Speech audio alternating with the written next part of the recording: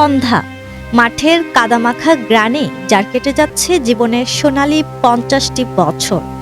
বলছিলাম উত্তর হালিশহরের গলিচিপা পাড়ার কৃষক মোহাম্মদ তৌসিফ মিয়ার কথা। দেড়কানি জমিতে চাষাবাদ করেই একসময় চলত তার সচ্ছল সংসার, কিন্তু গত 2-3 বছর ধরে তার সেই চিরচেনা কৃষি এখন জীবনের সবচেয়ে বড় বোঝা হয়ে দাঁড়িয়েছে। প্রকৃতির বৈরী আচরণ আর উপকরণের আকাশ ছোঁয়া দামে লাঙ্গলের ফলায় এখন আর হাসে না সোনালী ফসল। চট্টগ্রামের এই উত্তর হালিশহর যেটি আছে সেখানে তিনি কৃষিকাজ করেন, কিন্তু এবার তার 50 থেকে 70 হাজার টাকা লোকসানে পড়েছেন তিনি।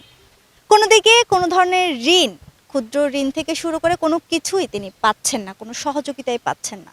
তিনি আবদার জানিয়েছেন তার যেই জমি, এই জমি ফসল করেই তিনি সংসার চালান। সংসারে তেমন কেউ নেই যে সংসারের দায়িত্ব বহন করবে। সেক্ষেত্রে তিনি পাশে আমরা আরেকটি জমিও দেখেছি যেখানে বাংলা কদু ক্ষেত করা হয়েছে।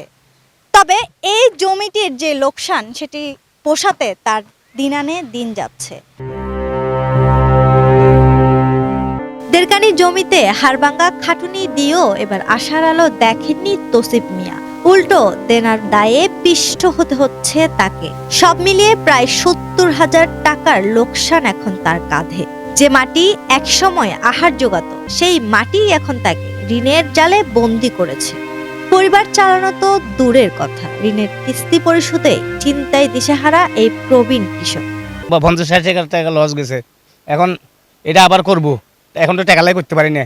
আমরা তো গরিব, আমি কৃষি মানুষ, তো গরিব মানুষ। লাভ হয় তাইতে লসও যায়, তাইতে লাভ হয়। চালান খাটাইলে না আপনার ইয়ে হবে, লাভ হবে। আমার তো পুঁজি নাই।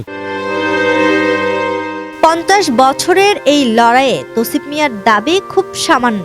তিনি চান স্থানীয় কৃষি সমবায় যেন তার এই চরম দুর্দিনে পাশে দাঁড়ায়। এককালীন কিছু সহায়তা কিংবা সহজ শর্তে ঋণ পেলে হয়তো আবারও ঘুরে দাঁড়ানোর স্বপ্ন দেখতে পারেন তিনি।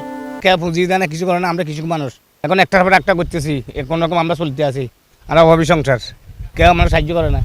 এখানে করতেছি আজকে 20 বছর ধরে, এরকম লাভ হয় না, অল্প খালি লস যাইতেছে। লাউ আছে, তারপর এখানে লাল শাক গেছে মাইট এইটাতে, এখানে কদু আছে, তারপর লুকুন দুন্দুল লুক এখানে ফরুল লুক দুন্দুল করে এটা রুকবো এখানে। কৃষি প্রধান এই দেশে তৌসিফ মিয়ার মতো কৃষকদের চোখের পানি কি মুছবে প্রশাসনের কোনো উদ্যোগে? সেই অপেক্ষায় প্রহর গুনছেন উত্তর হালিশহরের এই সংগ্রামী মানুষটি। নুরাফরিন পপি, 24 টিভি, চট্টগ্রাম।